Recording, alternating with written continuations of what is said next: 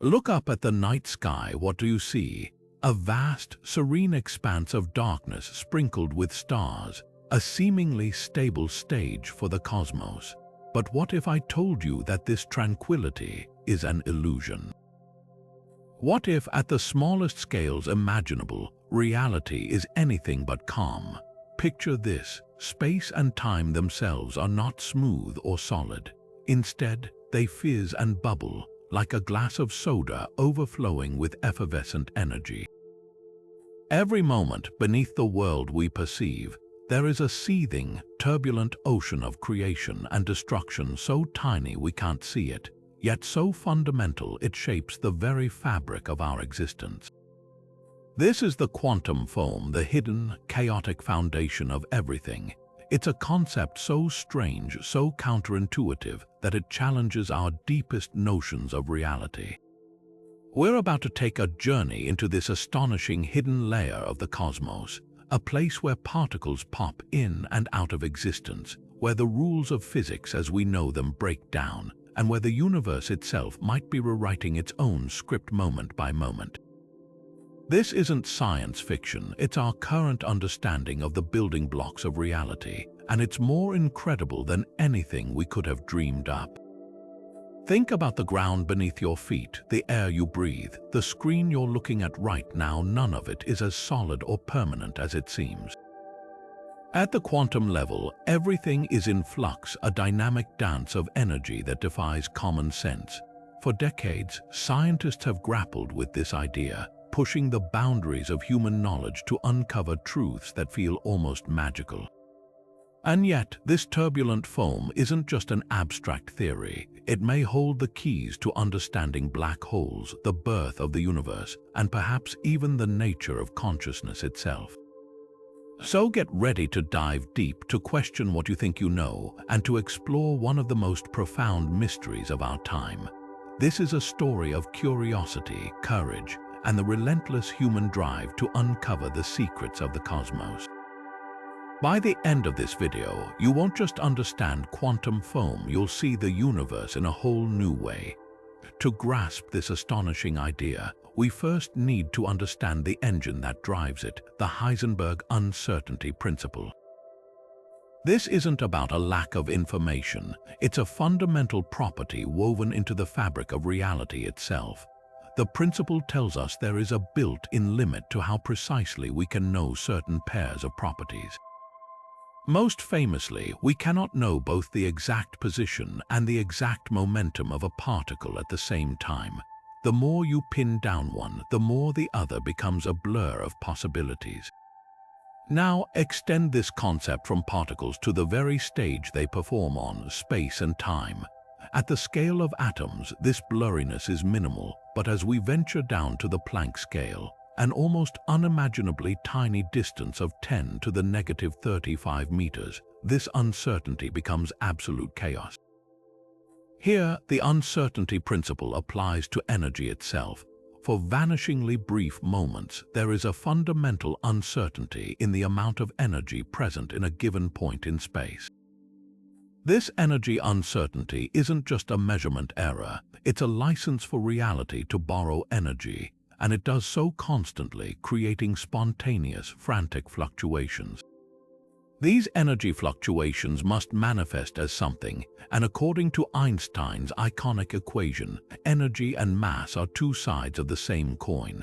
So, from this borrowed energy, pairs of particles and their opposing antiparticles burst into existence, literally popping out of the void. They exist only for the fleeting instant allowed by the uncertainty principle before they collide and annihilate each other, paying the energy loan back to the universe. This isn't a calm, empty vacuum. It is a seething, boiling sea of virtual particles, a frenzy of creation and destruction happening everywhere all the time. This chaotic activity doesn't just happen in space, it affects space and time too. The tremendous energy of these fluctuations warps the very geometry of spacetime itself. At this infinitesimal scale, spacetime is no longer the smooth, continuous fabric we imagine. Instead, it becomes a tumultuous, frothing mess. It churns and bubbles with tiny wormholes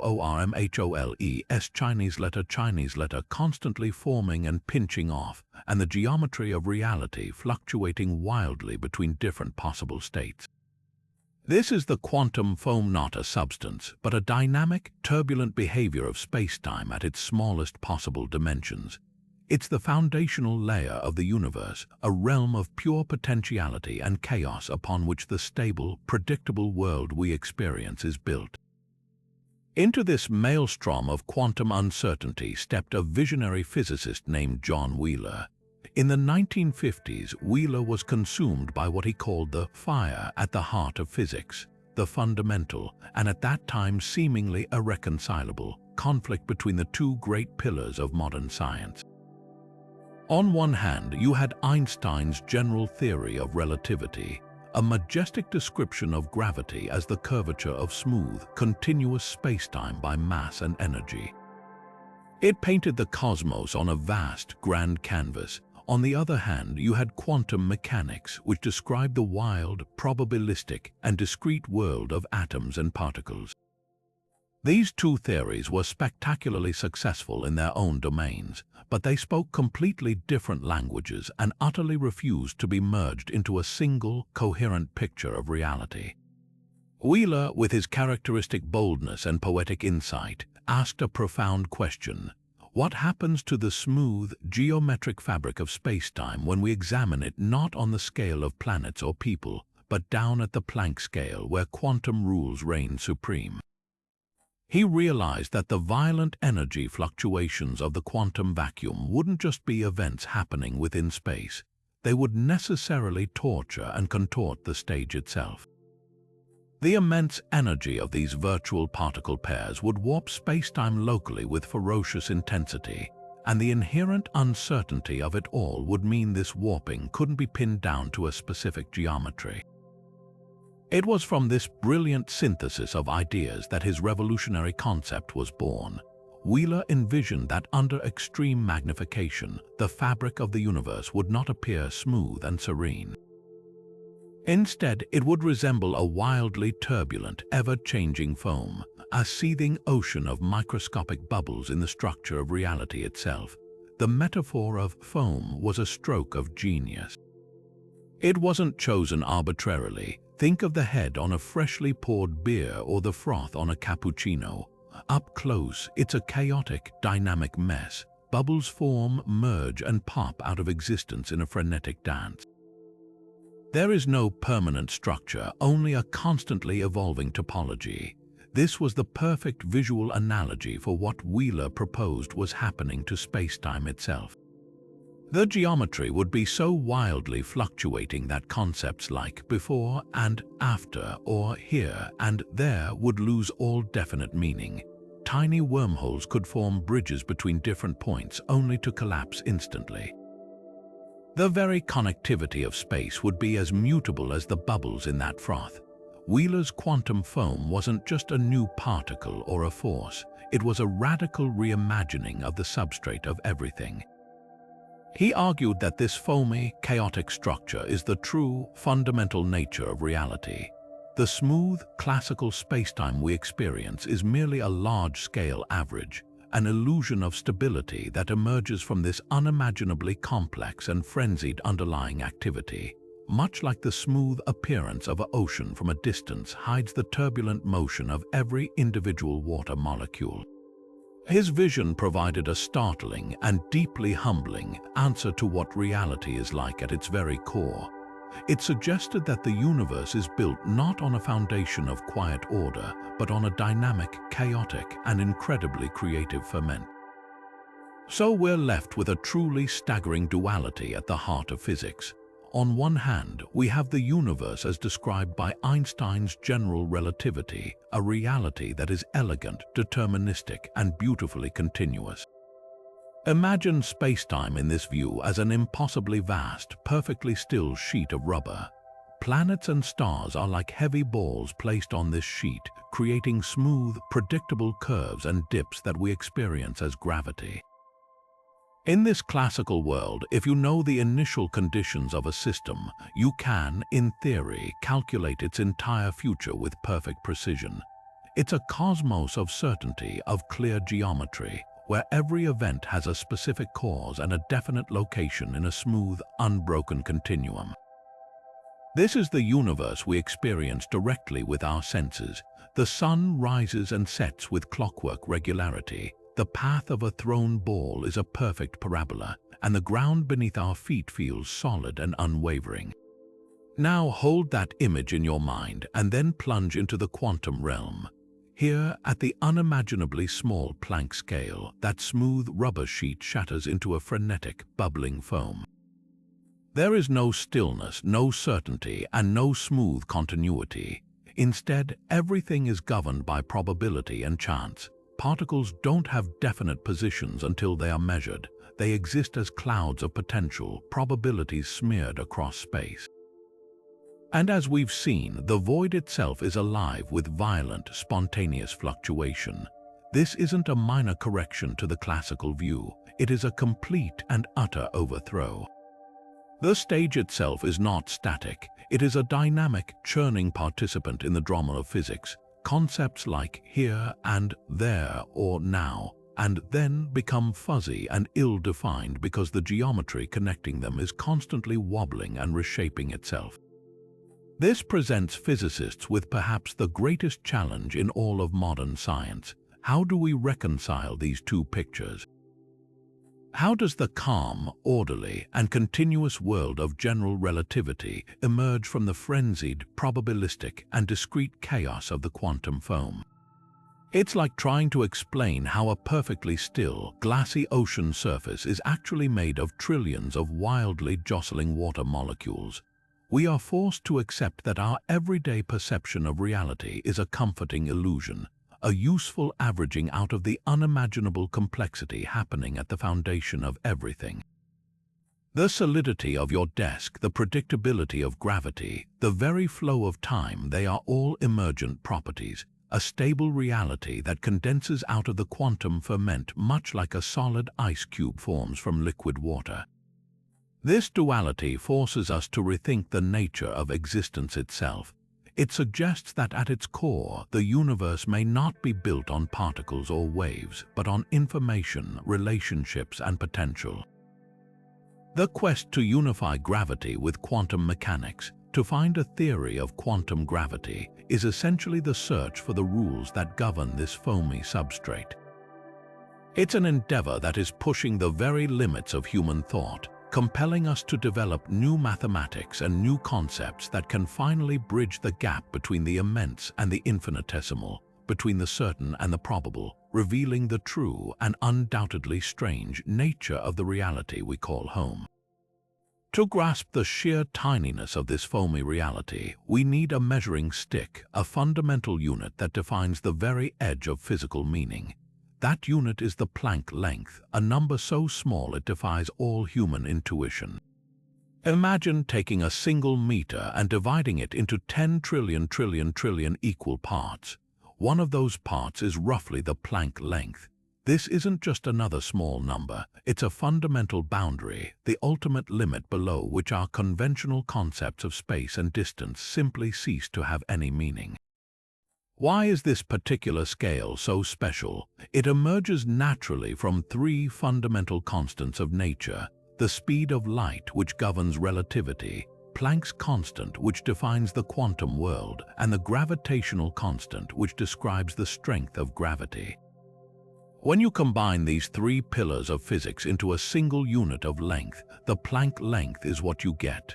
It's a profound signal from the universe itself, telling us that this is the scale where the effects of quantum mechanics and gravity become equally powerful and utterly inseparable. At scales larger than this, like the world of atoms or people, the chaotic bubbling of the quantum foam is averaged out. Its effects are so minuscule that spacetime appears perfectly smooth and continuous, just as Einstein described. It's like looking at a sandy beach from a distance. It seems like a solid, uniform surface. But the Planck length is the point where you bring your eye so close to the sand that you can see the individual grains. You can no longer ignore the fundamental granularity of the material.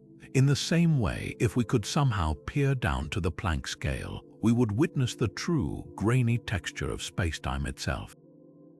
This is where the quantum foam is no longer a subtle underlying effect. It is the dominant reality. The very notions of a precise location or a smooth trajectory break down completely because the spacetime those concepts depend on is fluctuating too wildly to define them. Think of it as the universe's ultimate pixel size or smallest possible resolution. You cannot measure a distance smaller than the Planck length, not because our technology isn't good enough, but because the act of measurement itself becomes impossible. To measure something incredibly tiny, you need a probe of incredibly high energy, like using a finely focused particle of light. But to probe the Planck scale, you would need to concentrate so much energy into such a vanishingly small point that you would inevitably create a microscopic black hole right there in your measuring device. This black hole would instantly swallow your probe, making any measurement of a shorter distance a physical impossibility. The Planck length is nature's way of saying, beyond this point, the map is blank. It is the final frontier of measurement, the absolute limit beyond which our current laws of physics cannot see. But what exactly is this energy that churns the foam?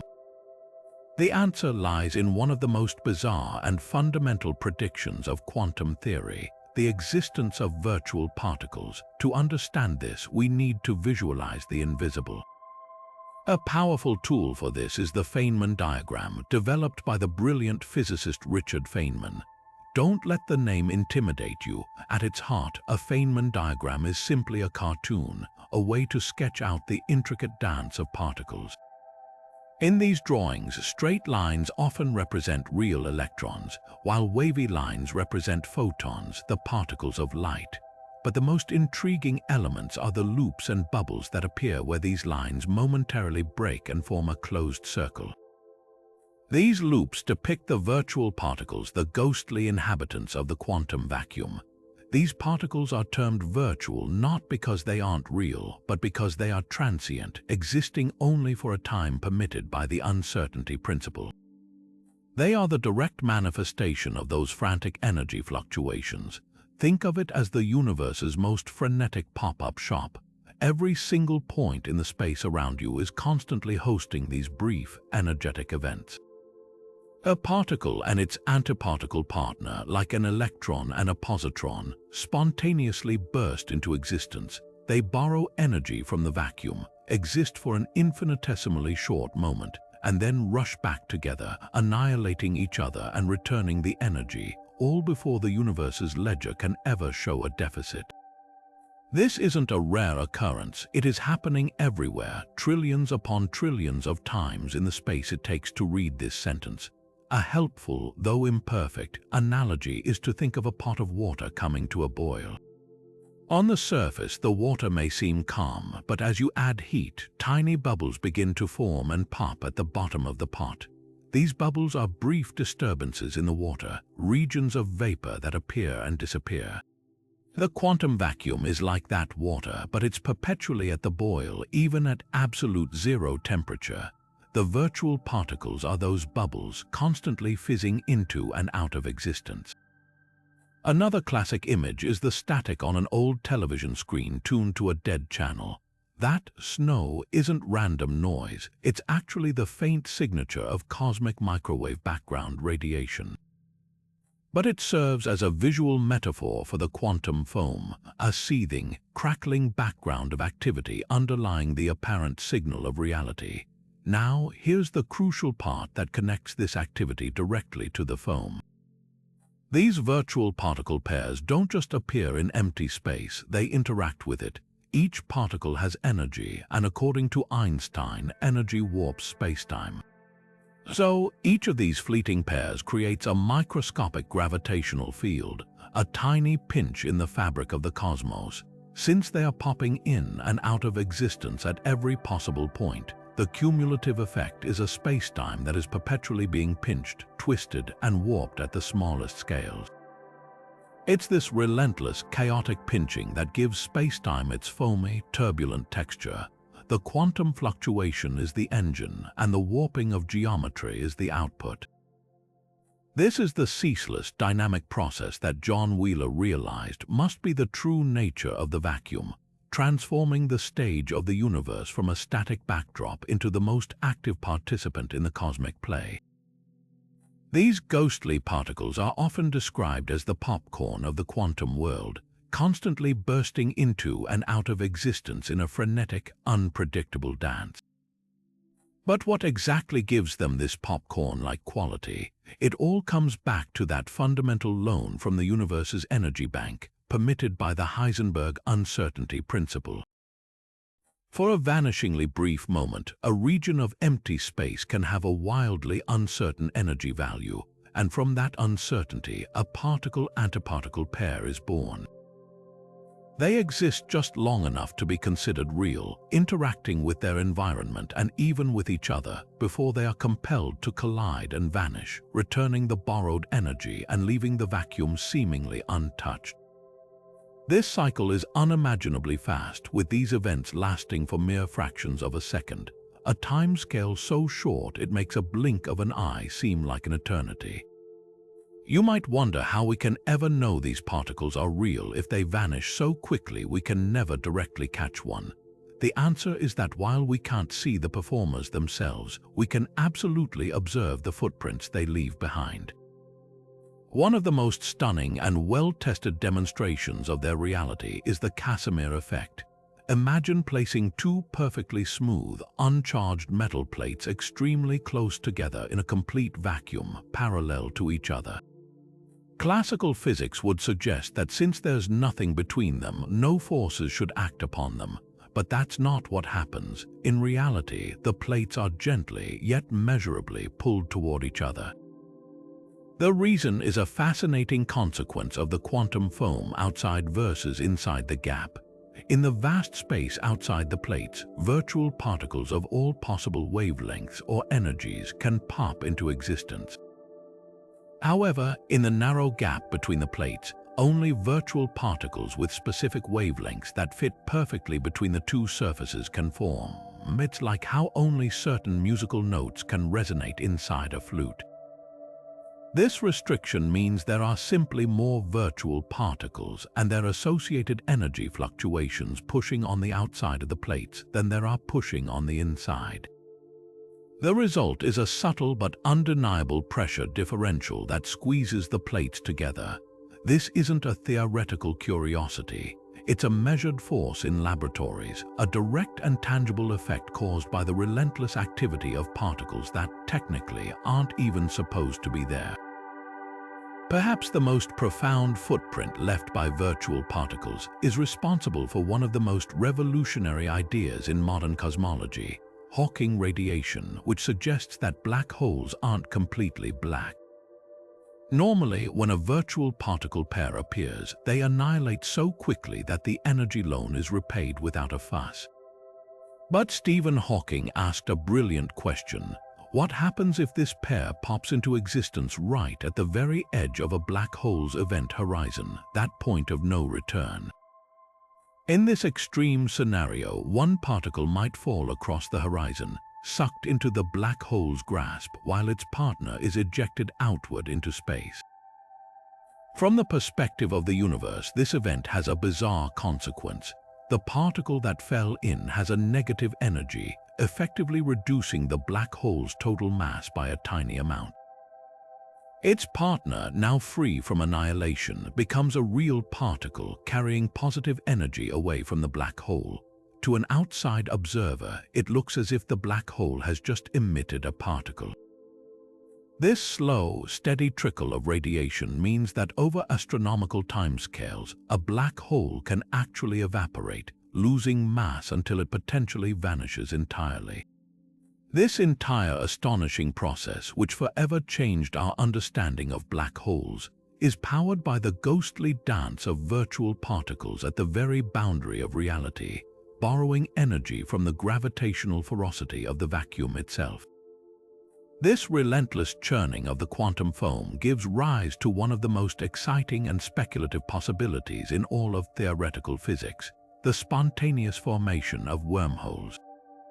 If the fabric of spacetime is indeed a turbulent sea of bubbles at the Planck scale, then the topology of that fabric isn't just bumpy, it could be full of holes. Imagine the foam on your cappuccino. As bubbles form and merge, they can sometimes create tiny tunnels connecting one part of the foam to another. In a very similar, though far more complex way, the extreme fluctuations in the quantum foam could theoretically twist the geometry of spacetime so violently that it momentarily pinches together, forming a bridge, a wormhole between two otherwise distant points. These wouldn't be the giant, stable tunnels through space dreamed of in science fiction. They would be true children of the quantum world, unimaginably tiny, appearing and disappearing in a fraction of a Planck time and utterly unstable.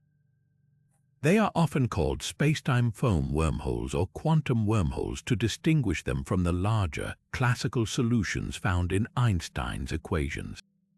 Their existence is a direct and tantalizing prediction of marrying quantum mechanics with general relativity. In this foamy picture, the connectivity of the universe isn't fixed. At this fundamental level, every point in space could be momentarily connected to every other point through a labyrinthine, ever-changing network of these microscopic tunnels. It's a concept that transforms the universe from a static stage into a dynamic, interconnected web where the very ideas of distance and separation are constantly being redefined. The potential implications of this are staggering, reaching straight into the realm of science fiction. In theory, a wormhole is a shortcut, a tunnel that creates a path through the bulk of higher dimensional space that is shorter than the distance between 2 points in our familiar three-dimensional space. If you could somehow enter one end, you could emerge from the other almost instantly, having traveled a distance that might be millions of light years across, effectively allowing for faster-than-light travel without actually breaking the universal speed limit. Even more mind-bending is the possibility of time travel. Certain wormhole solutions in general relativity, if they could be stabilized, could connect not just different places but different times. One mouth of the wormhole could be in your present, while the other could open into the distant past or future. But before we start planning our grand tour of the cosmos, we must confront the immense practical barriers. These quantum wormholes are not just small, they are on the scale of the Planck length, far smaller than an atom, making them completely impassable for any known form of matter or information. Furthermore, they are fantastically unstable. According to our current understanding, the moment one forms, the immense energy required to keep it open would cause it to collapse in upon itself instantly. It's like trying to keep a bubble open underwater. The surrounding pressure forces it to pop immediately. This instability is tied to a fundamental requirement for keeping a wormhole open. It would need to be threaded with what physicists call exotic matter. This isn't antimatter or dark matter. It's a hypothetical substance that possesses negative energy density or negative pressure. This exotic matter would effectively act as a sort of anti-gravity, pushing the walls of the wormhole apart and preventing its catastrophic collapse.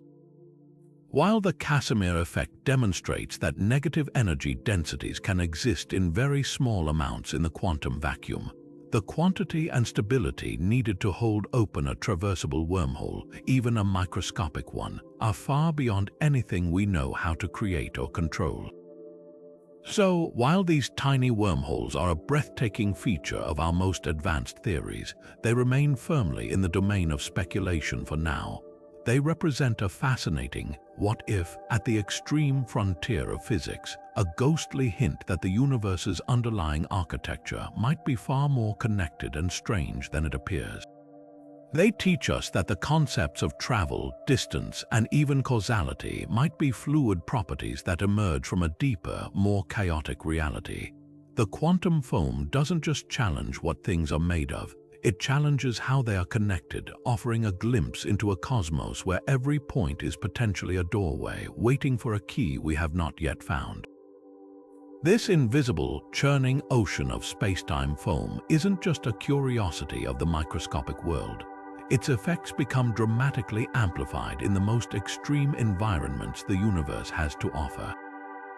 To see the quantum foam truly flex its muscles, we must journey to the edge of a black hole, a place where the laws of physics are stretched to their absolute limit. Here, the serene, smooth spacetime described by general relativity is violently warped into a deep, inescapable gravitational well. But as we approach the event horizon, that ultimate point of no return, the frantic activity of the quantum foam doesn't get smoothed over.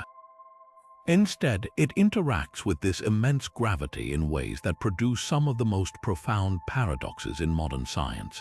The event horizon itself is a boundary of pure extremes. It's a region where the gravitational pull is so intense that not even light can escape. According to Einstein's theory, this horizon should be a perfectly smooth, featureless surface. But our understanding of the quantum foam tells us that no region of spacetime can ever be truly smooth or featureless at its most fundamental level. So, what happens when the pristine, classical picture of a black hole collides with the seething, probabilistic reality of the quantum world? The two descriptions clash, and this clash is at the heart of the infamous black hole information paradox. The paradox begins with a simple question: what happens to information about an object that falls into a black hole? In our everyday quantum mechanics, information is never truly lost. If you burn a book, the ash and smoke still contain, in principle, all the information needed to reconstruct the original text. It's scrambled beyond practical recovery, but it's not gone from the universe. For decades, it was believed that black holes were the ultimate exception. When something crosses the event horizon, it is lost forever to the outside universe, and all information about its properties seems to be irretrievably erased. This presented a huge problem because quantum mechanics is built on the principle that information must always be preserved. Its loss would mean the complete breakdown of our ability to predict probabilities, which is the entire foundation of quantum theory. This is where the quantum foam and its ghostly virtual particles enter the stage with a revolutionary answer proposed by Stephen Hawking. The immense gravitational energy just outside the event horizon supercharges the quantum fluctuations of the vacuum. Remember those virtual particle pairs popping in and out of existence everywhere? Near the black hole's horizon, this process becomes intensely dramatic. The gravitational energy is so powerful that it can rip these fleeting pairs apart before they have a chance to annihilate. In a split-second event, one particle of the pair gets captured by the black hole's gravity and falls in, while the other is ejected away into space as real radiation. This is Hawking radiation, and it was the first great insight linking quantum mechanics to black holes. From a distance, it looks like the black hole is glowing with a faint heat, slowly losing mass over astronomical timescales as it evaporates. But this process seems to make the information paradox even worse. The radiation escaping the black hole appears to be completely random, purely thermal, and carrying no information whatsoever about what fell in. If the black hole eventually evaporates completely, it seems all the information about everything it ever consumed has been permanently lost to the cosmos, violating a core rule of quantum physics. But the quantum foam suggests a potential solution, a way out of the paradox. The event horizon cannot be the perfectly smooth membrane of classical theory. Instead, it must be a region of unimaginably violent quantum activity, a frothing, chaotic mess of fluctuating geometry due to the foam. This foamy structure at the horizon could act like a complex, scrambling quantum computer. Information from infalling matter wouldn't be destroyed. It would be imprinted onto the very structure of this fluctuating horizon. Then, as the Hawking radiation particles are boosted away from this churning, information-rich boundary, they could potentially carry away tiny, encoded bits of that scrambled information. The radiation wouldn't be random thermal noise after all. it would be an incredibly complex, encrypted message detailing the black hole's entire history. The information is preserved, but in a form so transformed and distributed that it appears random to anyone who doesn't know how to decode it. This idea transforms our view of a black hole from a simple cosmic trash compactor into something far more strange and magnificent. A dynamic information processing object whose entire surface is alive with quantum activity. The foam isn't just a bystander here. It is the essential mechanism that might allow the universe to uphold its fundamental laws even in the face of such overwhelming gravitational power. It hints at a deep and beautiful connection between information, gravity, and the quantum nature of spacetime itself, suggesting that the key to understanding the cosmos's greatest mysteries lies in the turbulent foam from which all reality emerges. So how do you even begin to test a theory about something that's not just invisible, but exists at a scale a billion times smaller than an atom? This is the monumental challenge facing physicists who study the quantum foam. We are trying to observe the universe's smallest possible features with tools that, by comparison, are astronomically large. It's like trying to discern the fine grooves on a vinyl record using a skyscraper as a needle. The Planck length is so incredibly tiny that any direct observation with light is impossible. To see something that small, you would need a particle of light, a photon, with an impossibly high energy because shorter wavelengths require more energy.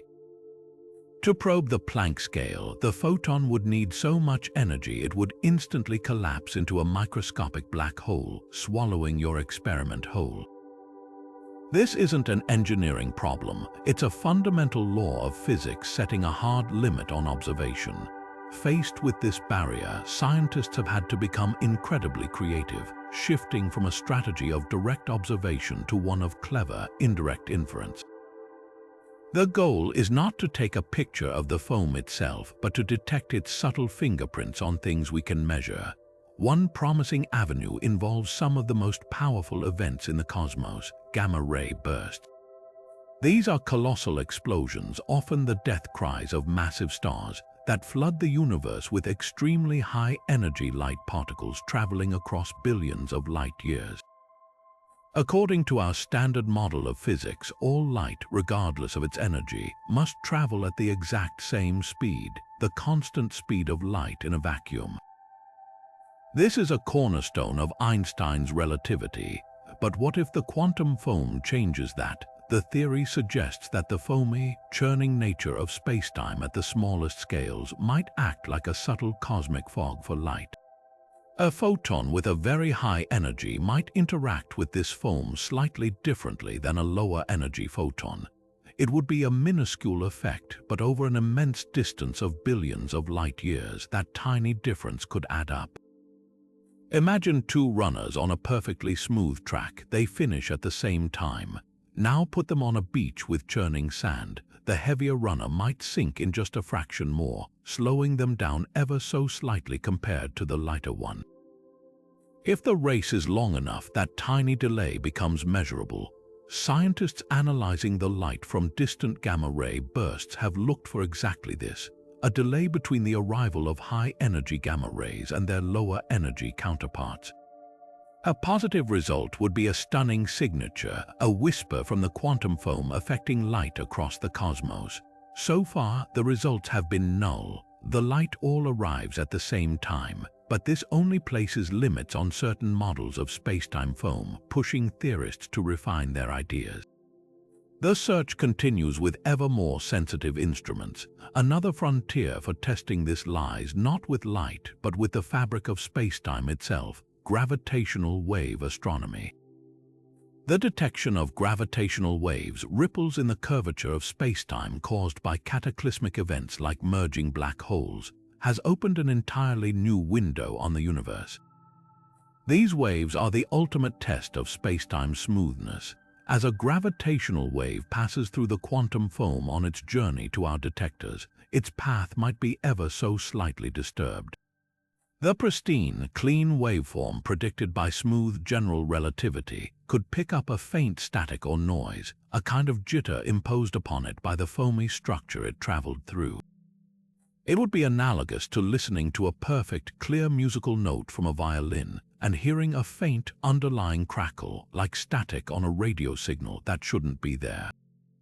Our current detectors like LIGO and Virgo are not yet sensitive enough to detect this hypothesized quantum noise, but the next generation of observatories, both on Earth and in space, aim to be so precise that this cosmic static from the quantum foam might finally become audible. Perhaps the most direct, albeit mind-boggling, proposed experiment involves harnessing the weirdness of quantum mechanics itself through the phenomenon of entanglement. Entanglement is what Einstein famously called spooky action at a distance, where two particles become linked in such a way that measuring the state of one instantly influences the state of the other, regardless of the distance separating them. This seems to violate the universal speed limit set by the speed of light, but it doesn't actually transmit information. Now, some physicists have proposed that if you could create two entangled particles and separate them by a significant distance, the turbulent nature of the quantum foam in the space between them could potentially disrupt their delicate entangled connection. The foam's constant fluctuations might introduce a tiny amount of decoherence, a subtle blurring of their quantum link. By measuring how this spooky connection degrades over distance with incredibly precise instruments, we might be able to infer the properties of the foamy medium it traveled through. It's an experiment that uses one profound quantum mystery to potentially illuminate another. Each of these methods is a long shot, requiring technology at the very edge of what is possible and a healthy dose of theoretical luck. But that is the nature of pioneering science. We are searching for the faintest of echoes in a vast cosmic canyon, hoping to hear the whisper of a reality that underpins everything we know. The inability to observe the quantum foam directly is not a failure. It is a driving force that compels us to ask better questions, build better detectors, and think more creatively about the hidden architecture of our universe. While our journey has taken us through the mind-bending implications of the quantum foam, we have yet to answer the most fundamental question: what actually is it? What is the true nature of this foamy substance? The challenge of describing it points directly to the greatest unsolved problem in physics: uniting gravity with quantum mechanics. Without a complete theory of quantum gravity, the foam remains a powerful metaphor, a placeholder for a reality we don't yet fully understand. Different candidate theories paint wildly different pictures of this foundational layer, and one of the most compelling comes from a theory that doesn't just put particles on a stage, it rewrites the script for the stage itself. This is the perspective of loop quantum gravity. Unlike string theory, which proposes that the fundamental objects of the universe are tiny, vibrating strings, loop quantum gravity takes a more direct approach. It asks a deceptively simple question: what if we apply the rules of quantum mechanics not to particles moving through space, but to the geometry of spacetime itself? In this radical view, space isn't a smooth, continuous backdrop. It is not something that can be divided infinitely into smaller and smaller pieces. Instead, at the tiniest possible scale, space reveals its atomic structure. It is granular, composed of discrete, indivisible units of volume. Imagine the universe not as an infinitely stretchable rubber sheet, but as a vast tapestry woven from a finite number of threads. Or picture a 3D digital image. From a distance, it looks smooth and continuous, but when you zoom in to the maximum, you find it's made of individual pixels. Loop quantum gravity proposes that spacetime has a fundamental resolution, and that resolution is the Planck scale. So what are the threads of this cosmic tapestry? The theory describes space as a network of relationships, a web of interconnected loops. These aren't loops in space, they are space. Each loop carries a specific quantum of area, and where these loops intersect, they define a quantum of volume. This dynamic evolving network is formally called a spin network, and as this network evolves over time, as the relationships between these quanta of space change, it traces out a complex, higher-dimensional structure known as a spin foam. This is loop quantum gravity's answer to the quantum foam. It is not a random, chaotic bubbling, but a precise, geometric evolution of the very atoms of space. The foam is the history of space-time, a densely connected record of how every tiny volume of space transitions from one quantum state to another. This provides a stunningly elegant solution to the problem of singularities that plague classical general relativity, like the infinitely dense point at the center of a black hole or the moment of the Big Bang. In Einstein's theory, these are points where the maths breaks down and physics stops, but in loop quantum gravity, you cannot squeeze matter and energy into an infinitely small point because space itself is not infinitely divisible. There is a smallest possible volume, so as matter collapses under its own gravity, it reaches a point where it can be compressed no further. The result isn't an infinity but a bounce. The immense gravitational energy reversing into a powerful repulsive force. For a black hole, this suggests a super-dense core, not a singularity. For the cosmos, it suggests our universe may not have begun from a single point of infinite density, but from a great rebound, a big bounce, from a previous universe that had collapsed. The quantum foam, in this view, is the dynamic medium that allows for this cosmic recycling, a foam of spacetime that can never truly be torn or broken, only transformed. While loop quantum gravity offers a granular, pixelated vision of fundamental reality, another grand contender in the quest for quantum gravity paints a profoundly different picture of what might underlie the foam. String theory proposes that the most basic building blocks of the universe are not point-like particles or grains of space, but incredibly tiny, vibrating loops of energy. This single shift in perspective from zero-dimensional dots to one-dimensional strings completely transforms the problem of the quantum foam and suggests that the turbulent chaos might be an illusion, smoothed away by the harmonious nature of vibration. In our standard model of particle physics, the violent collisions that create the foam arise because particles are treated as points. When two-point particles get infinitely close, the forces between them become infinitely large, leading to the uncontrollable energy fluctuations and singularities that break our equations. But if the fundamental entities are strings, this problem simply vanishes. You cannot bring two loops infinitely close together. They will always have a finite size, about the Planck length across. This inherent fuzziness acts as a natural regulator, preventing the wild, infinite energies that cause spacetime to seethe and bubble in other theories. From the string theory viewpoint, the quantum foam might not be a fundamental reality, but rather an artifact of our outdated point-particle thinking, a ghost that disappears when we recognize the universe is composed of strings. So what replaces the foam? The answer lies in the way these strings vibrate. Each distinct vibration mode of a string corresponds to a different particle. One specific frequency gives you an electron, another gives a photon, another a quark. The properties of these particles, their mass, their charge, their spin, are all determined by the string's resonant note. In this elegant framework, the entire universe is a cosmic symphony, and the laws of physics are the harmonies that emerge from it. This profound musicality suggests a deep, underlying order where chaos is not the foundation, but merely a discordant note waiting to be resolved into a larger, more beautiful composition. But the true magic of string theory, and its most radical departure from other models, is its requirement for extra dimensions.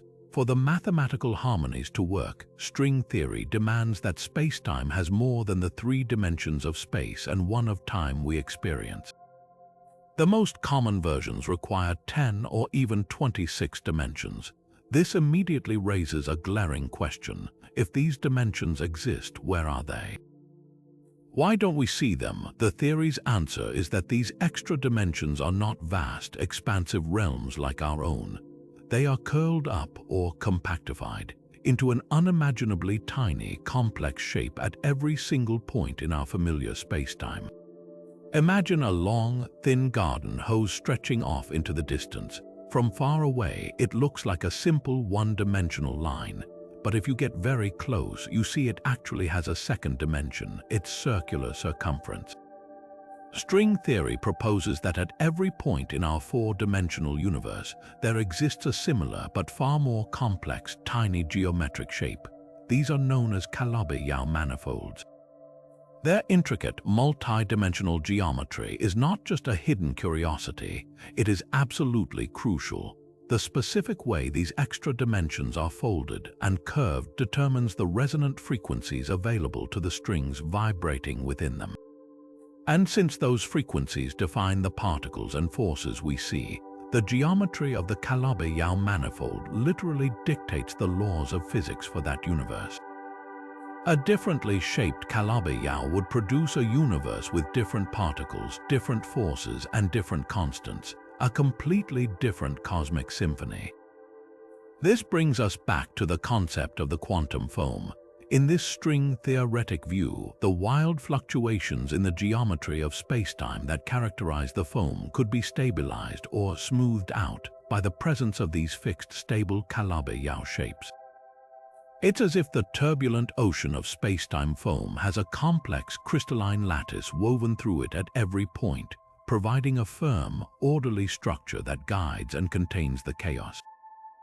The true fundamental reality isn't a frothing mess, but an intricate, higher-dimensional geometry where the apparent randomness of quantum events is actually a direct consequence of the hidden, harmonious vibrations within these compactified dimensions. The foam we talk about in other theories might just be the shadow that this deeper, more ordered reality casts onto our limited four-dimensional perception. This presents a fascinating duality in modern physics. We have two brilliant but seemingly irreconcilable visions of the quantum gravitational world. Loop quantum gravity gives us a universe that is fundamentally discrete and granular, where space-time is an evolving network of relationships and the foam is a dynamic spin foam of changing connections. String theory gives us a universe that is fundamentally continuous but higher dimensional, where the apparent foam is smoothed away by vibrational harmonics and the rigid geometry of hidden dimensions. One theory quantizes the stage itself, the other populates the stage with tiny, vibrating actors whose performance creates the illusion of the stage. Both are extraordinary attempts to answer the same profound question, and both remind us that the true nature of reality, at its very core, is likely far more structured and far more strange than our classical minds could ever have conceived.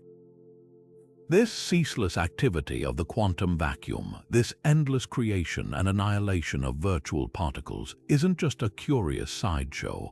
It has a profound and deeply puzzling gravitational effect. Every one of those fleeting particle pairs possesses energy, and as Einstein taught us, energy warps spacetime, creating gravity. So the quantum vacuum isn't empty, it's brimming with this vacuum energy, and it should be generating an immense gravitational pull.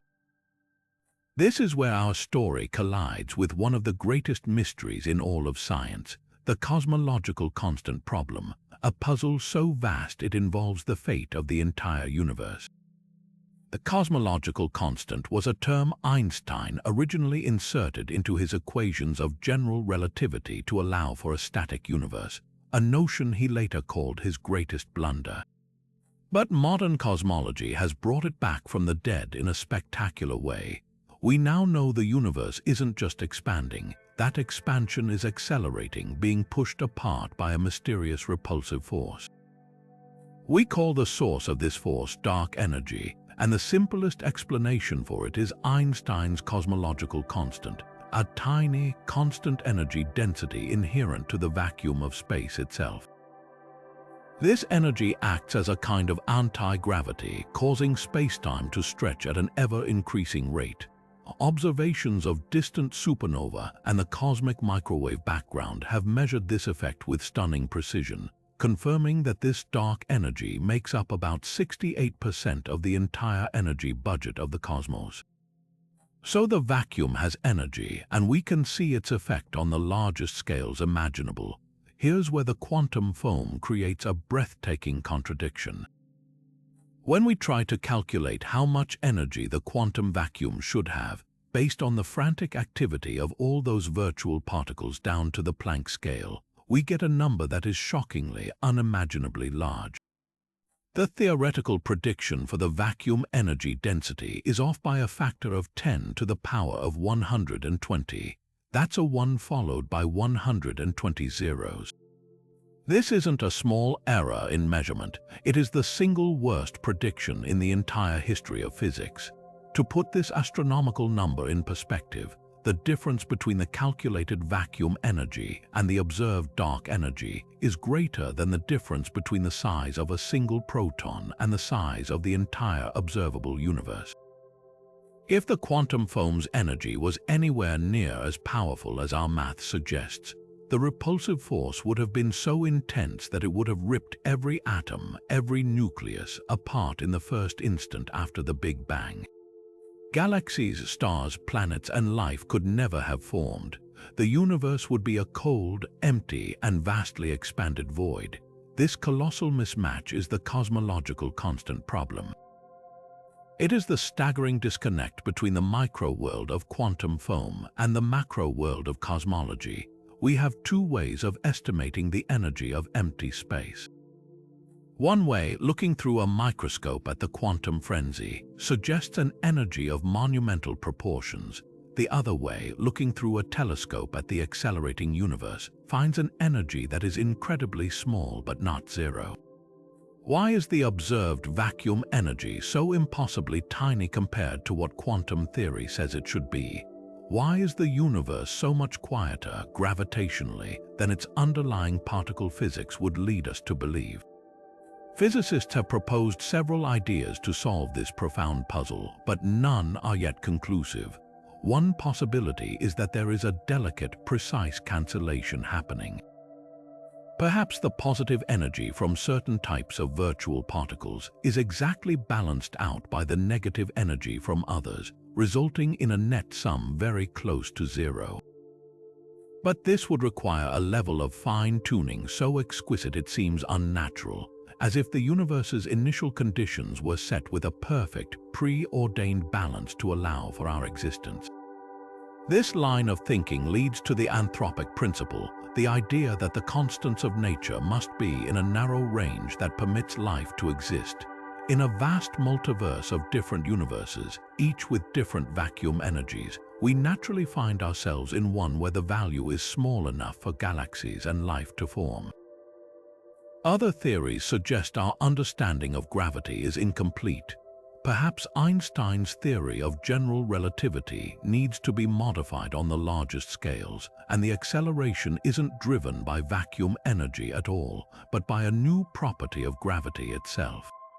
Or maybe the quantum foam itself holds the key, and its turbulent nature means that its gravitational effect averages out to something far weaker than our naive calculations suggest over cosmic distances. The truth is, we simply do not know. The cosmological constant problem stands as a stark reminder of the limits of our current knowledge, a glaring signpost pointing toward a deeper theory of quantum gravity that seamlessly weaves together the very small and the very large. It is the ultimate challenge, forcing us to confront the possibility that our most fundamental ideas about reality require a revolution. This bubbling, uncertain nature we find at the heart of spacetime might seem utterly alien, a bizarre feature reserved for the far frontiers of cosmology. Yet, remarkably, we can find echoes of this foamy behavior right here on Earth, in laboratories studying the strange world of condensed matter physics. While the quantum foam of spacetime remains a theoretical prediction, scientists have discovered systems that act as powerful analogies, giving us a tangible, experimental window into how such turbulent, frothy structures can emerge from underlying chaos. Consider a superconductor, a material that, when cooled to extremely low temperatures, allows electricity to flow with zero resistance. This happens because electrons inside the material pair up, overcoming their mutual repulsion to form what are known as Cooper pairs. These pairs condense into a single, coherent quantum state, allowing them to move in lockstep without any energy loss. But what happens if you disrupt this perfect order? If you inject energy into the system or place it in a magnetic field, the tranquility breaks. The magnetic field can't penetrate the superconductor uniformly. It gets expelled, but in doing so, it forces its way in as discrete quantized tubes of magnetic flux. Around each of these tiny tubes, the superconducting state is destroyed. The result is a stunningly beautiful and complex pattern, a swirling, dynamic lattice of superconducting regions punctuated by a froth of these normal, non-superconducting vortices. This is a type of quantum foam, not of spacetime, but of a material's quantum state. It's a turbulent, bubbling landscape where order and disorder compete, providing a physical model for how a smooth, coherent reality can break down into a froth under the right conditions. An even more direct analogy can be found in Bose-Einstein condensates. These are unique states of matter created when a cloud of certain atoms is cooled to a fraction of a degree above absolute zero. At this point, the atoms lose their individual identities and merge into a single giant quantum wave, behaving as one superatom. It's an incredibly smooth, coherent quantum object. However, if you vigorously stir this condensate, you don't just get a simple whirlpool. You create a tangled mess of quantum vortices, tiny whirlpools where the phase of the quantum wave function twists around a core, much like water draining from a sink. These vortices don't just sit still, they repel each other, writhe, and intertwine, forming a chaotic, ever-evolving tangle that physicists call a quantum vortex foam. Watching this system is like looking at a simulation of quantum spacetime foam playing out in a container the size of a thumbnail. The vortices are the bubbles in the foam, and their complex interactions mirror the kind of wild topological fluctuations that John Wheeler proposed for the fabric of the cosmos itself. These laboratory systems are more than just curiosities, they are functional analog universes. They allow physicists to test ideas about quantum foam and turbulence in a controlled setting.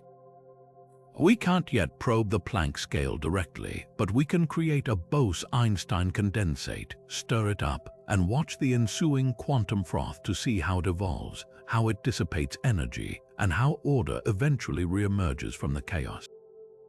The mathematics that describe the tangled dynamics of these vortices bear a striking resemblance to the equations theorists used to describe the proposed structure of spacetime at its foundation. By studying one, we gain invaluable insights into the other, turning abstract theory into an experimental science. This powerful connection reveals a profound truth about the universe. The same fundamental principles often manifest across vastly different scales and systems. The froth on your cappuccino, the swirling vortices in a quantum fluid, and the proposed foam at the base of reality all share a common language of instability, self-organization, and emergent order. They show us that foam is not merely chaos, it is a dynamic, intermediate state where a system is caught between competing influences, and from that competition, new and complex structures can be born. If the very fabric of space is a churning foam, what does that imply for the other half of spacetime, time itself? This is perhaps the most mind-bending consequence of all. We think of time as a steady, relentless river, an absolute tick-tock against which the universe measures its existence. But if the quantum foam is real, then this river has rapids and whirlpools at the smallest scales. Time itself may not flow smoothly. It may stutter and jitter, advancing in tiny, discrete steps rather than a continuous glide. This isn't just a philosophical idea. It's a direct prediction from theories like loop quantum gravity, which suggests that just as space has a smallest possible volume, time has a smallest possible unit, the Planck time. This is an almost incomprehensibly brief interval, 10 to the negative 43 seconds. At this scale, the concept of a smooth progression from one moment to the next breaks down, replaced by a quantum probability of transition.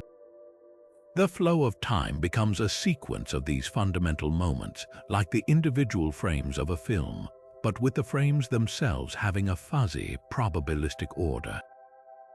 In the heart of the foam, the very sequence of cause and effect, the fundamental arrow of time, could become blurred.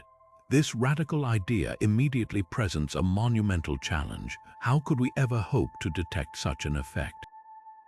The answer lies in humanity's most precise timekeeping devices, atomic clocks. These are not simple clocks, they are miracles of engineering that measure the unwavering vibration of atoms, like cesium or strontium, to keep time with staggering accuracy. The latest optical atomic clocks are so precise they would lose less than a second over the entire age of the universe.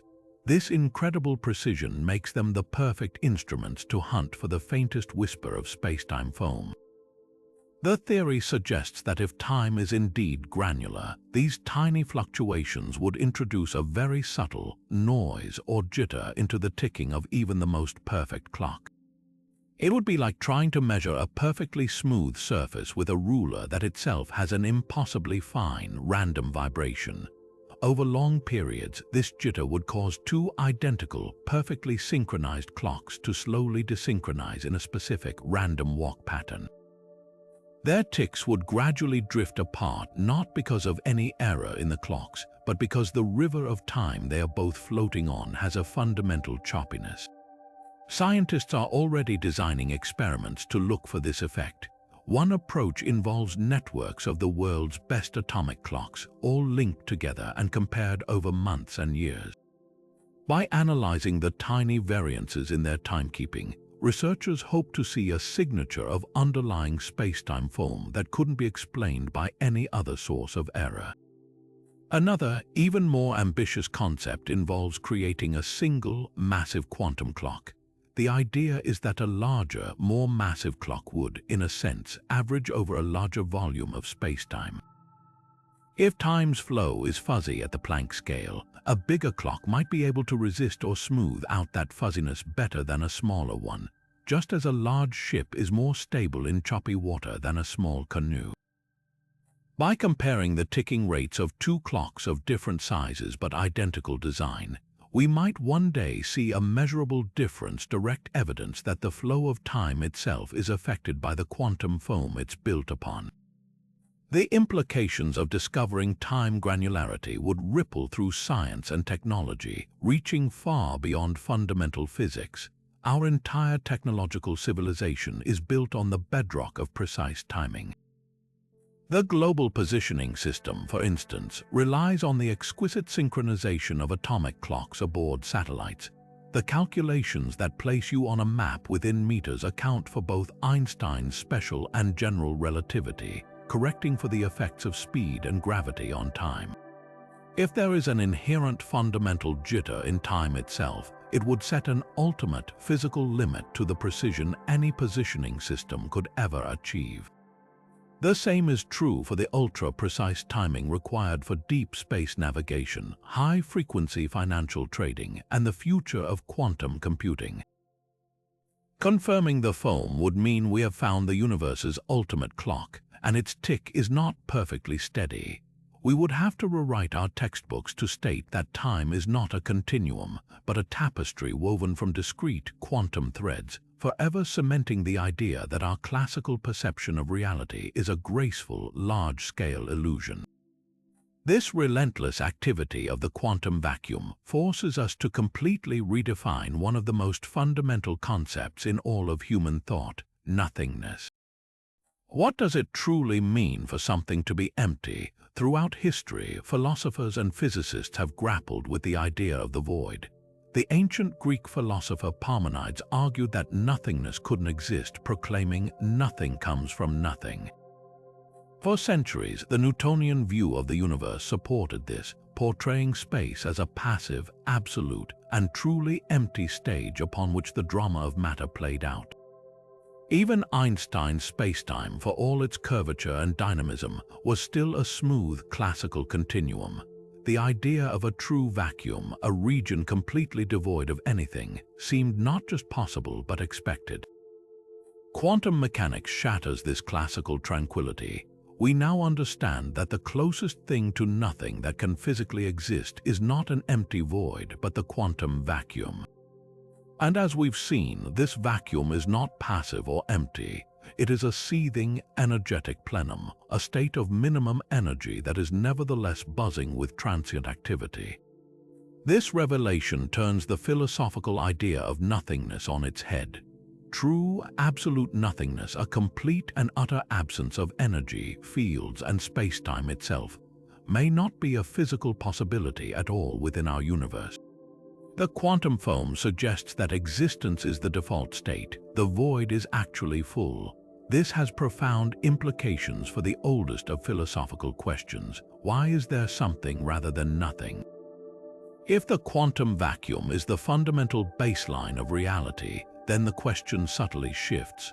We are not comparing a universe of something to a state of absolute nothing, but rather, we are recognizing that the very fabric of what we call nothing is already pregnant with potentiality.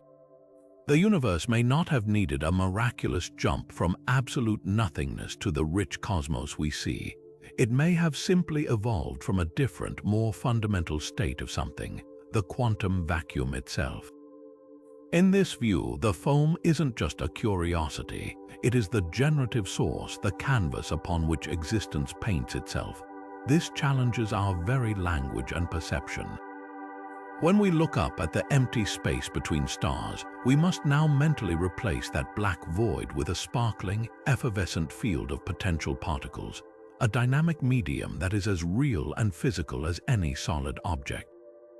The screen you're looking at now, the air in your room, even the cells in your body, are all merely stable, persistent patterns emerging from this underlying quantum ferment. The solidity of matter is a convincing illusion, a temporary eddy in the ceaseless foam of creation and annihilation. This perspective doesn't diminish our reality. It enriches it, revealing a cosmos that is fundamentally active, creative, and far more mysterious than a simple collection of particles in an empty void. Nothing is ever truly still, and true emptiness is perhaps the one thing the universe cannot abide. This relentless churn at the foundation of reality, this sea of fleeting particles and fluctuating geometry, might seem like the most abstract concept imaginable, far removed from any practical application. Yet the principles governing the quantum foam could hold the key to one of the most transformative technologies on the horizon, the quantum computer. To understand this surprising connection, we need to look at the biggest obstacle facing quantum computing today, and how nature itself might have already devised a solution within the fabric of spacetime. The immense power of a quantum computer comes from its basic unit of information, the qubit. Unlike a classical bit, which is definitively a 0 or a 1, a qubit can exist in a superposition of both states simultaneously. This allows a quantum computer to perform vast numbers of calculations in parallel. However, this power is incredibly fragile. A qubit's delicate quantum state is easily destroyed by any interaction with its external environment, a process known as decoherence. It's like trying to balance a pencil perfectly on its point. The slightest vibration or air current will knock it over. For quantum computers, this vibration is any external energy, heat, stray magnetic fields, even cosmic rays, that disrupts the qubit state and introduces errors. The great engineering challenge is to shield these qubits perfectly from the outside world, to create an island of quantum order within a classical sea of chaos. Now consider the quantum vacuum. It is the ultimate chaotic environment, a maelstrom of energy fluctuations where particles blink in and out of existence. If a qubit were exposed to this raw vacuum, you would expect its state to be scrambled instantly by the violent fluctuations. But here's the fascinating paradox: this isn't necessarily the case. The quantum foam, for all its chaos, operates under strict quantum rules. Its fluctuations are not random noise, they are a structured form of noise governed by the uncertainty principle. This has led some physicists to propose a radical idea. What if we don't fight the foam, but instead learn to harness its properties? The same underlying quantum laws that create the foam could provide a blueprint for protecting information within it. This is where the connection to error correction becomes critical. To protect a classical bit from error, you simply make copies. If one copy flips from 0 to 1, the others can vote to correct it. But you can't copy a quantum state, it's forbidden by the no-cloning theorem. So, quantum error correction uses a more sophisticated approach. It entangles many physical qubits together to create a single, logical qubit whose information is spread out across the entire group. The environment might disrupt one of the physical qubits, but the encoded information, distributed through entanglement, remains protected. The system can detect the error on the individual component and correct it without ever directly measuring, and thus collapsing the precious quantum information it holds. The relentless activity of the quantum foam could be seen as a natural, perpetual version of this error-inducing environment. Theorists studying quantum gravity have begun to explore how information might persist within such a foamy spacetime. The idea is that the topology of the foam, the way those tiny wormholes form and connect, might inherently protect information through a process of dynamical decoupling or by leveraging the foam's own structure to isolate quantum states. It's a concept akin to how a ship is designed to ride with the waves rather than resist them. By understanding the specific statistical patterns and correlations within spacetime's fluctuations, we might be able to design artificial qubit systems that are intrinsically resilient to their own local environment, using rhythmic pulses of energy to dynamically cancel out the noise, much like noise-canceling headphones for quantum information.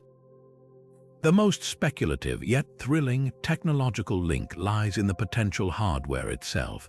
Some approaches to building quantum computers, like topological quantum computing, rely on quasi-particles called anyons.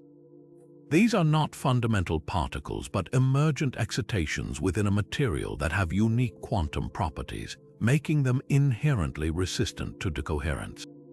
The complex, interconnected network of the quantum foam, as described by theories like loop quantum gravity, bears a striking mathematical resemblance to the entangled states used in these topological systems.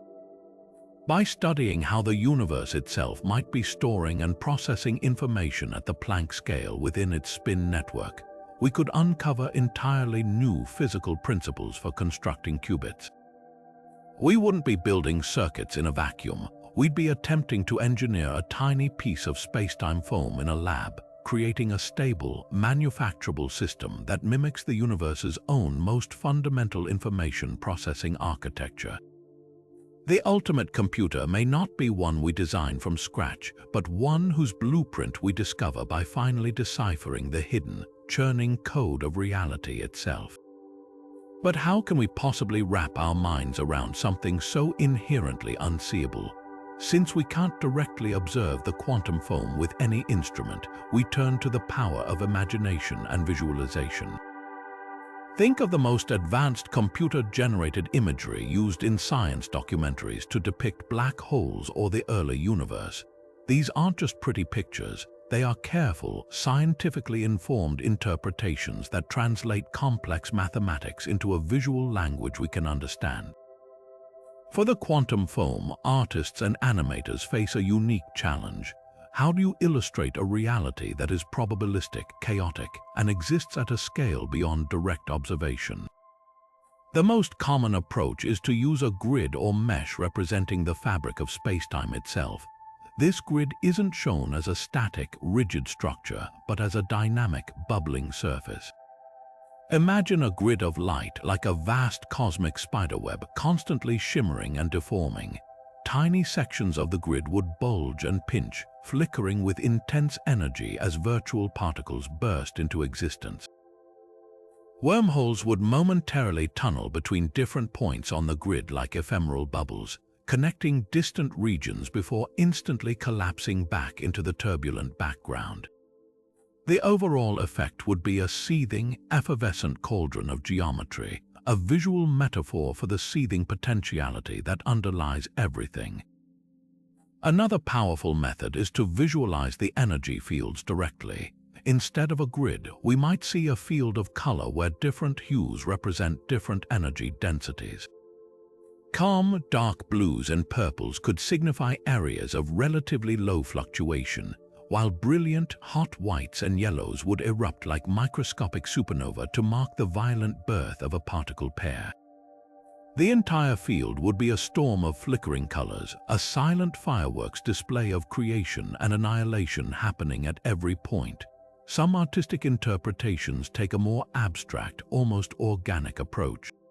The quantum foam can look like the froth on an ocean wave, with bubbles of all sizes constantly forming and popping. Or it might resemble a hyper-complex neural network, with filaments of energy constantly connecting and disconnecting in a dazzling dance, highlighting the idea that the universe might be fundamentally built on relationships and information rather than static stuff. These visualizations are crucial because they give our brains an anchor, a way to engage with a concept that otherwise exists only as a set of terrifyingly complex equations. They allow us to take a mental journey to the Planck scale and marvel at the hidden chaos that makes our stable reality possible. Despite the compelling mathematical beauty and the tantalizing hints from analog systems, the concept of quantum foam remains one of the most hotly debated ideas in theoretical physics. Is it a literal description of reality at the Planck scale, or is it merely a powerful metaphor, a placeholder for a deeper truth we have not yet fully grasped? This isn't a minor academic dispute. It strikes at the very heart of what we mean by reality, and how we ultimately unify gravity with the quantum world. On one side of this debate are those who argue the foam must be a physical reality, a direct consequence of applying quantum mechanics to gravity. A prominent voice in this camp is the Nobel laureate Sir Roger Penrose. For Penrose, the smooth spacetime of general relativity is a classical approximation that must break down. He argues that the uncertainty principle, when applied to the measurement of spacetime geometry, inherently leads to a fuzzy, indeterminate structure at the smallest scales. In his view, this isn't just a mathematical curiosity. It's a fundamental feature of the universe that could even be linked to the nature of consciousness and the objective collapse of the quantum wave function. For these physicists, the foam is as real as atoms, a necessary consequence of well-established principles that we just haven't been able to probe directly yet. Standing in stark opposition are many string theorists who propose a radically different vision of the fundamental scale. In string theory, the fundamental objects are not point particles but tiny, vibrating loops. This simple shift from zero-dimensional dots to one-dimensional strings is a revolution that completely changes the problem. The violent, infinite energies that cause spacetime to seethe and bubble in other theories simply vanish because two loops can never get infinitely close. They always have a finite size. From this perspective, the quantum foam might be an illusion, an artifact of our outdated point-particle thinking. The vacuum in string theory is not a chaotic froth but a dynamic landscape of higher dimensional geometries. The apparent randomness we attribute to foam could actually be the result of the complex, hidden vibrations of strings within these compactified dimensions. For them, the universe at its core is not chaotic but deeply ordered and structured, a cosmic symphony rather than a random effervescence. This debate is further complicated by the different mathematical approaches. Loop quantum gravity, with its spin networks and quantized grains of space, provides a very concrete picture of a foamy, discrete reality. Yet, it has struggled to seamlessly recover the smooth spacetime of general relativity on large scales in all situations. String theory elegantly avoids the anomalies that plague other approaches but requires extra dimensions and a vast landscape of possible universes, leading some critics to question its testability. The conflict often boils down to a philosophical preference. Is the universe fundamentally discrete or continuous?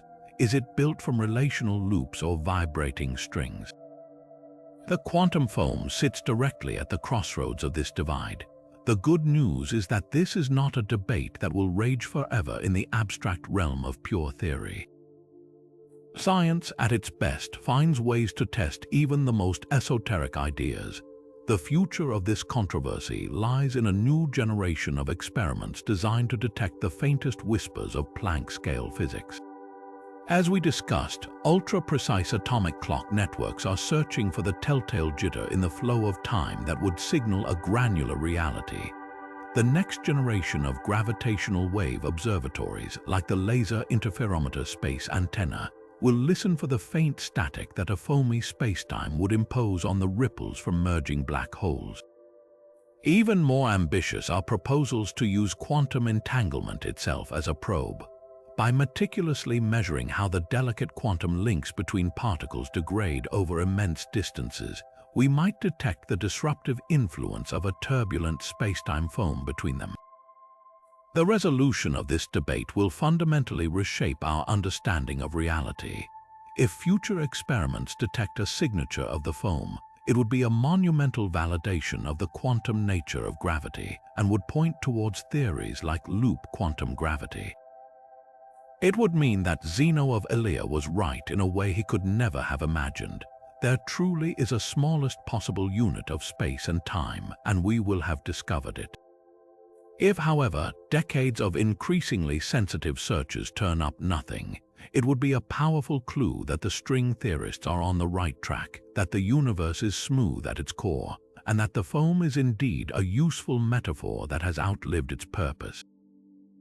Either outcome leads to a profound truth. This intense, decades-long controversy is not a sign of weakness in physics. It is a sign of its incredible vitality, a demonstration that even our most cherished ideas must eventually face the ultimate judge, experimental evidence.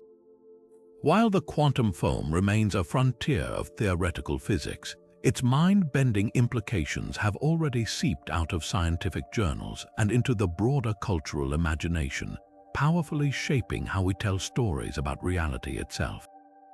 Science fiction, in particular, has eagerly adopted the core ideas, using them as a springboard for some of its most ambitious narratives. Perhaps the most famous and scientifically grounded example is Christopher Nolan's film Interstellar. The portrayal of the wormhole, a shimmering, spherical gateway near Saturn, is a direct visual homage to the theoretical predictions of general relativity. But the film's true quantum foam moment occurs inside the black hole Gargantua, where the protagonist, Cooper, finds himself navigating a seemingly infinite tesseract, a multidimensional library of moments in time. This breathtaking concept resonates deeply with the idea of the foam's fluctuating topology, where the connectivity of different points in spacetime is not fixed but malleable. The film translates the abstract notion of a probabilistic, foamy spacetime into a tangible, navigable structure, suggesting that love and gravity might be forces capable of traversing these hidden dimensions. It's a poetic and powerful example of how theoretical physics can fuel cinematic wonder, making the invisible turbulence of the vacuum a landscape for human drama. Beyond specific plot devices, the quantum foam has fundamentally enriched the sci-fi toolbox for exploring alternate realities and complex universes. The concept provides a scientific-sounding foundation for stories that would have once been pure fantasy.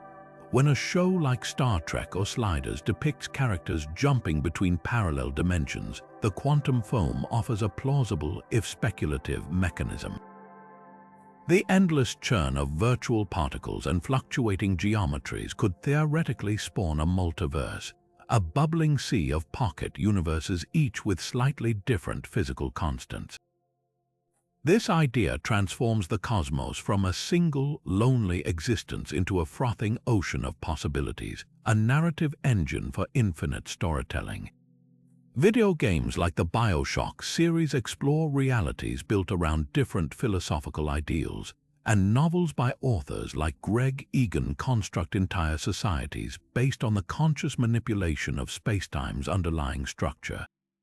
In these stories, the foam isn't just a setting, it's a character, a generative and often dangerous source of wonder that challenges the very notion of a single objective reality. This influence extends far beyond entertainment, sparking profound debates in philosophy that grapple with the nature of existence and perception. If reality is indeed fuzzy and indeterminate at its foundation, what does that say about our conscious experience of a stable, consistent world? The quantum foam revives age-old philosophical questions about idealism versus materialism. It suggests that the tangible, solid world we perceive is a convincing illusion, a user-friendly interface our brains construct from the chaotic data of our senses. This echoes the ideas of philosophers like Immanuel Kant, who argued we can never know the thing in itself, only our perception of it. The foam implies the true thing in itself is a seething, probabilistic ferment, and our classical reality is an emergent property, much like the smoothness of a magazine photograph emerges from thousands of tiny, discrete dots. This perspective bridges the gap between the physical and the perceptual, suggesting that consciousness itself might be an emergent phenomenon arising from, or intimately interacting with, this fundamental level of spacetime geometry. Naturally, these ideas also echo into spiritual and metaphysical realms, where the quantum foam is often interpreted through a more mystical lens. The concept of a vibrant, living vacuum, humming with potential and connection, resonates with ancient spiritual concepts of a universal life force or energy, such as the Eastern idea of Kai or the Akashic field in Theosophy. The notion that every point in space is momentarily connected to every other point through microscopic wormholes evokes a sense of deep, underlying unity in the universe, a concept found in many wisdom traditions that speak of the interconnection of all things. While it's crucial to distinguish the rigorous mathematics of physics from spiritual belief, the parallels are striking and meaningful. They demonstrate how our scientific quest to understand the cosmos often arrives at conclusions that feel strangely familiar, mirroring humanity's deepest intuitions about a universe that is dynamic, conscious, and fundamentally interconnected. The quantum foam, in all its scientific strangeness, has become a modern touchstone for a timeless human desire to find meaning, wonder, and connection in the fabric of the cosmos itself. Looking ahead, the next generation of experiments aiming to probe this elusive frontier are being designed with a breathtaking level of ingenuity, moving from passive observation to active interrogation of spacetime itself. One of the most promising avenues involves pushing laser interferometry to its absolute limits. Facilities like LIGO have already proven their worth by detecting gravitational waves, but future upgrades and entirely new observatories aim to be so exquisitely sensitive that they could detect the faint background hum of the quantum foam. Imagine trying to hear a whisper in a hurricane. That's the challenge. The proposed Cosmic Explorer, a ground-based interferometer with arms 40 kilometers long, and the Laser Interferometer Space Antenna, a trio of satellites forming a gravitational wave observatory millions of kilometers across, would listen for the faintest distortions in spacetime. Their goal is to detect not just the massive ripples from black hole mergers, but the underlying quantum noise, a static-like fuzz imposed upon the signals as they travel through the foamy structure of spacetime. Finding this signature would be like finally hearing the individual pops and cracks in the vinyl record of the universe, revealing the granular texture we've long suspected. Beyond simply listening, scientists are designing experiments to use the quantum properties of light itself as a probe. The field of quantum optics is exploring how squeezed light where the quantum noise is manipulated and redistributed, can enhance the precision of measurements beyond what's classically possible. By injecting this specially engineered light into interferometers, researchers hope to cancel out the standard quantum noise, potentially allowing any additional jitter caused by spacetime foam to become visible. It's an audacious concept, using one quantum phenomenon to nullify its own inherent uncertainty, thereby clearing the static to see if a deeper, more fundamental static from the fabric of reality remains. Furthermore, experiments with entangled photons could provide another pathway. By sending pairs of entangled particles over long baselines, perhaps between satellites, and meticulously measuring how their delicate quantum connection decoheres, physicists could infer the properties of the spacetime they traveled through. Any unexpected scrambling of their link could be a fingerprint of the foam's turbulent topology interacting with the particles on their journey. The quest is also driving innovation in atomic physics, where atomic clocks are being transformed from timekeepers into spacetime sensors. The very concept of testing time's granularity requires networks of these clocks, synchronized and compared over continental and eventually interplanetary distances.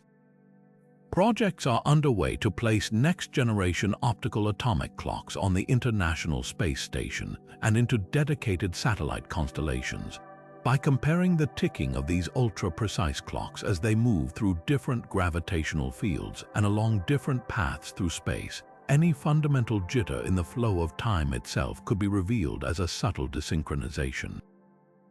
This wouldn't just test loop quantum gravity's predictions, it would fundamentally alter our understanding of time, moving it from a smooth continuum to a quantum variable, with profound implications for everything from cosmology to navigation.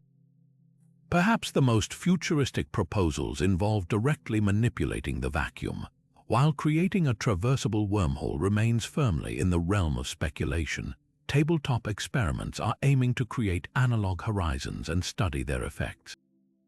Using specially designed metamaterials or intense lasers to bend light in exotic ways, physicists can create laboratory analogs of event horizons, the regions around black holes from which light cannot escape. Studying the quantum effects in these controlled settings, particularly the generation of Hawking radiation and how information behaves, provides a crucial testing ground for the ideas that emerge from the foam. These aren't direct observations of Planck-scale physics, but they allow us to stress-test our theories in new regimes, providing vital clues about how quantum mechanics and gravity might finally be reconciled. Each of these daring experiments, from the astronomical to the microscopic, represents a step toward answering one of physics' ultimate questions, turning the philosophical concept of quantum foam into a measurable, tangible aspect of our reality. But how do we even begin to picture something so abstract? Since we can't shrink down to the Planck scale with a camera, we rely on powerful analogies to bridge the gap between the mathematical truth and our everyday experience. And one of the most effective comparisons is right in your kitchen or at a pub. Think about pouring a glass of soda or a beer. From across the room, the liquid looks calm and uniform. But bring your eye right up to the surface. What do you see? A chaotic, effervescent frenzy. Tiny bubbles constantly nucleate, rise, merge with others, and pop out of existence. Now imagine that every single point within the entire liquid is doing this, not just the surface. The drink isn't just holding bubbles, it is fundamentally foamy all the way through. This is a fantastic analogy for the quantum foam. The seemingly empty space of the vacuum is that liquid, and the virtual particles are those bubbles. They are not foreign objects in the void. They are a dynamic, inseparable part of the void's very structure, fizzing with potential energy. Another powerful way to visualize this is to consider the surface of the ocean on a windy day. From an airplane, the ocean appears as a vast, smooth, blue plain. But if you're in a small boat, your perspective shifts dramatically. You're now riding massive, powerful swells with white-capped waves churning and breaking all around you. The ocean is no longer smooth. It's a turbulent, chaotic, and incredibly dynamic landscape. The quantum foam is like seeing the universe from that small boat's perspective, but at the smallest possible scale. The calm, smooth spacetime of planets and galaxies is the view from the airplane, a large-scale average that hides the incredible turbulence happening at the fundamental level. The reality for a photon or any other particle traveling through this medium is that it's constantly navigating a stormy sea of fluctuating geometry, much like your boat bobs over each wave and trough. For a more static but equally insightful image, consider a tightly packed material like foam used in packaging or a memory foam mattress. Press down on it with your hand and the surface deforms in a complex way. The material isn't solid, it's a matrix of interconnected pockets and voids. Your hand sinks in, displacing the structure, and when you lift it, the foam slowly returns to its original shape. This helps us understand how spacetime itself might behave under the influence of mass and energy. A planet or a star is like that hand pressing down, warping the foamy structure of spacetime to create what we perceive as gravity. The foam has a kind of elasticity, a tendency to return to its baseline state, which echoes the concepts within Einstein's equations. These analogies are not perfect, no analogy for quantum gravity can be, but they give our minds a crucial foothold. They transform an impossibly strange concept into something we can almost feel and see, demystifying the hidden chaos that is the true foundation of our reality. This same chaotic ferment at reality's foundation, this quantum foam, might be doing far more than just warping the tiny stage of space-time. It could be the very engine for creating entirely new universes. To understand this breathtaking possibility, we need to venture into the realm of cosmic inflation and the multiverse. The theory of inflation proposes that a fraction of a second after the Big Bang, the universe underwent a period of exponentially rapid expansion, smoothing it out and seeding the structures we see today. But a crucial question remains: what started inflation, and could it ever happen again? This is where the quantum foam enters the picture on a truly grand scale. Think of the inflationary field, the energy driver of this expansion, as a vast, tranquil hillside. A universe like ours exists in a valley, a low-energy state where the field is stable and our physical constants are fixed. But according to quantum theory, no field is ever perfectly still. It's subject to constant fluctuations. Now, imagine the quantum foam as a persistent, low-level fizz at every point in this field. Most of these tiny energy fluctuations are insignificant and quickly fade away. But every once in an unimaginably long while, through a random quantum jump, the foam might provide just enough of a kick to push a tiny region of the inflationary field up and over the energy barrier into a higher energy state. This sudden shift could trigger a new episode of inflation in that microscopic region, causing it to balloon outward at incredible speed, literally birthing a new bubble universe within the greater multiverse. In this stunning scenario, the quantum foam acts as a cosmic catalyst, its random fluctuations occasionally nucleating new universes like bubbles forming in a boiling pot, each with its own potentially unique set of physical laws and constants. This concept of bubble universes naturally leads to another speculative but fascinating idea. Could the wormholes and topological fluctuations within the quantum foam serve as actual gateways, however transient, to these other realities? If the foam's structure includes countless microscopic bridges and tunnels, perhaps some of them don't just connect different points in our spacetime, but puncture through to the spacetime of a neighboring bubble universe in the vast multiverse. These wouldn't be tunnels you could ever hope to travel through. They would be vanishingly small and exist for only a Planck instant before collapsing. Yet, their theoretical existence challenges our deepest notions of isolation. It suggests that the barrier between our universe and others might not be an impenetrable wall, but a complex, seething boundary where the quantum foam of different realities might momentarily touch and interact. This isn't just science fiction. It's a frontier of theoretical physics where the lines between our universe and others could become blurry, all thanks to the turbulent activity at the very bottom of reality. The potential implications of this are as profound as they are bewildering. If our universe was itself seeded from the quantum foam of a pre-existing reality, It suggests a form of cosmic reproduction or eternal inflation, where universes beget other universes in an endless cycle. Furthermore, it offers a potential, albeit highly speculative, solution to the fine-tuning problem. The physical constants in our universe appear perfectly calibrated for life, an astonishing coincidence. But if the multiverse contains a near-infinite variety of universes, each with different randomly determined constants, then it's no surprise we find ourselves in one of the rare ones that permits our existence. The quantum foam, in this view, is the random number generator for cosmic evolution, its ceaseless fluctuations ensuring that every possible physical outcome is realized somewhere in the grand ensemble of all that is. So why does this abstract, invisible turmoil at the Planck scale matter to us? It matters because the quantum foam isn't just another curious scientific concept. It represents the final frontier in our quest for a complete understanding of reality. For over a century, physics has been split into two separate kingdoms, each ruled by a set of laws that work perfectly within their own domain but become bitter enemies when forced to meet.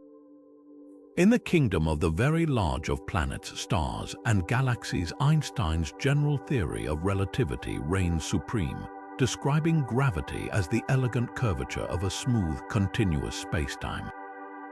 In the kingdom of the very small of atoms and particles, quantum mechanics rules with a probabilistic fist, a world of chance, uncertainty, and discrete packets of energy.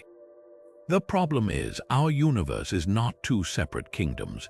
It is one unified cosmos, and at certain extreme places, like the center of a black hole or the first moment of the Big Bang, these two kingdoms collide.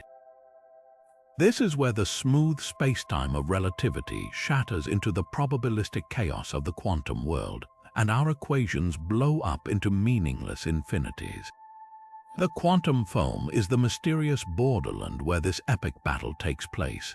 It is the physical manifestation of the conflict between these two titanic theories. Therefore, understanding the foam isn't an optional side quest in physics. It is the main campaign. It is the essential key that could finally unlock a theory of quantum gravity, a single framework that seamlessly blends the laws of the large and the small into one harmonious set of rules. Achieving this unification would be more than just a technical triumph. It would be a monumental leap in human comprehension, a theory of everything. Such a theory wouldn't mean we'd know every single thing about the universe, but it would mean we understand the fundamental rules that govern everything from the formation of galaxies to the bonding of atoms. It would be the ultimate recipe book for reality, explaining how all the ingredients of the cosmos, matter, energy, space, and time interact at their most basic level. The quantum foam is the cryptic code we must crack to write that book. By deciphering its language, we wouldn't just be solving a physics problem, we would be answering the most profound questions about our existence. We would finally understand what spacetime truly is, how the universe began, and what ultimately happens to matter and information inside a black hole. The implications ripple out from the deeply theoretical to the potentially practical. Every major unification in physics has unleashed unforeseen technological revolutions. Maxwell's unification of electricity and magnetism gave us radio waves and the entire modern communications industry. Understanding quantum mechanics gave us the transistor, the laser, and the computer chip. While it's impossible to predict what a full theory of quantum gravity might yield, it could open doors to technologies that sound like magic today.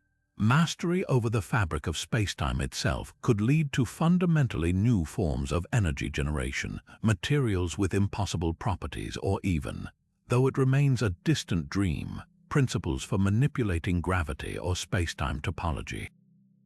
On a deeper, more philosophical level, resolving the mystery of the quantum foam would complete a conceptual journey humanity began centuries ago. It would mark the end of our search for absolute, fundamental building blocks. We once thought atoms were solid and indivisible, then we found they were made of protons, neutrons, and electrons. Those, in turn, were made of quarks. The quest to find a single, solid, foundational thing has led us instead to a realization. The true foundation of reality may not be a thing at all, but a process, a dynamic, energetic, and turbulent activity. The universe is not built on static bricks, but on a verb. The quantum foam teaches us that existence is fundamentally active, creative, and relational. Embracing this idea transforms our place in the cosmos. We are not just passive observers living on a stable stage. We are dynamic patterns, intricate eddies woven into the ceaseless, frothing ferment of spacetime itself, participating in the ongoing creation of reality. So where does this incredible journey leave us? We started by looking up at a seemingly serene night sky, only to discover that beneath that calm facade lies the ultimate cosmic chaos, the quantum foam. This isn't just a theoretical curiosity, it is our current best answer to what reality is like at its very foundation. It's a realm where particles flicker in and out of existence, where space and time lose all definite meaning, and where the universe itself is engaged in a perpetual dance of creation and destruction. The key insight here is that what we perceive as stable and solid is merely a large-scale average, an emergent illusion that arises from an unimaginably complex and frenetic underlying activity. This profound realization bridges the gap between the majestic, smooth cosmos described by Einstein and the wild, probabilistic world of quantum mechanics, offering a glimpse into the deeper architecture of everything. The implications of this stretch far beyond the equations scribbled on a physicist's chalkboard.